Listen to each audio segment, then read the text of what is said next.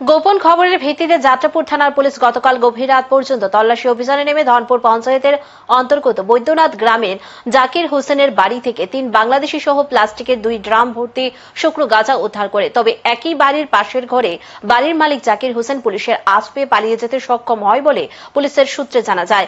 যাত্রাপুর থানার ওসি সুব্রত দেবনাথ জানান, রাত 11টার পরে খবর পেয়ে তড়িঘড়ি তিনি নিজে এবং অন্যান্য পুলিশ অফিসার ও টিএসআর জওয়ানদের নিয়ে অভিযান চালিয়ে ওই বাড়ি থেকে 3 জনকে গাঁজা খাওয়া অবস্থায় আটক করে। তারা 3 জনই বাংলাদেশি। আটককৃত বাংলাদেশিদের বাড়ি বরিশাল জেলায়।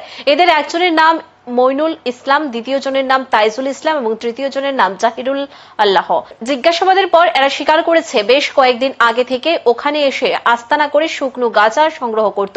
বর্তমানে যে পরিস্থিতি জাতীয় আন্তর্জাতিক, তারই প্রেক্ষাপটে বাংলাদেশ থেকে এখানে এসে আস্তানা করা অবশ্যই একটা চিন্তার ব্যাপার। আমাদের গোয়েন্দা দপ্তর থেকেও খবর আসে যে 3 জন বাংলাদেশি আমাদের বৈদ্যনাথ, যে আমাদের যাত্রাপুর থানার লাস্ট বর্ডারে বৈদ্যনাথের একটা ঘরে 3 জন বাংলাদেশি আছে এবং তারা ইলিগাল কাজের সাথে যুক্ত থাকার সম্ভাবনা আছে। তো এই খবরের ভিত্তিতে আমি সাথে সাথে আমার sub inspector Shubhankar Saha, Oman staff, man staff এবং টিএসআর নিয়ে আমরা স্পটে গিয়েছি।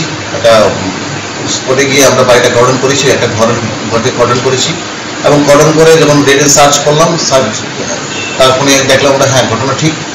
3 জন লোক, তাদেরকে পরিচয়পত্র সবকিছু দেখে জানা গেলাম তারা বাংলাদেশি। তাদেরকে আমরা যেহেতু বাংলাদেশি, তারা কোনো ভ্যালিড ডকুমেন্ট দেখাতে পারেনি, তারা মানে এন্ট্রি টু ইন্ডিয়ার কোনো দেখাতে পারেনি, কেন সে সঠিক কারণ দেখে বলে তারপর 3 জনকে আমরা অ্যারেস্ট করলাম। অ্যারেস্ট করে আমরা ঘরটা সার্চ করলাম, ঘরটা সার্চ করে দেখলাম আমরা 2টো ড্রাম পেয়ে গেছি, 2টো নীল কালারের ড্রামে গাঁজা ভর্তি। সাথে সাথে আমরা গাঁজাগুলো সিজ করলাম, সিজ করে নিয়ে আসলাম এবং বাড়ির মালিক, যে ঘরটা খালি ছিল, বাড়ির মালিক জাকির হোসেন, পরে জাকির হোসেনের বাড়িতে আমরা সাবসিকুয়েন্টলি রেড করলাম, জাকির হোসেনের পলাতক। তো হাওড়া আমরা থানাতে এসে জাকির হোসেন, যেটা হারবারিং করেছে 3 জন বাংলাদেশি, জাকির হোসেন এবং ওই 3 জন বাংলাদেশি এগেইনস্টে আমরা এনডিপিএস এবং আইপিপিএফটি আমরা কেস নিয়েছি এবং করছি।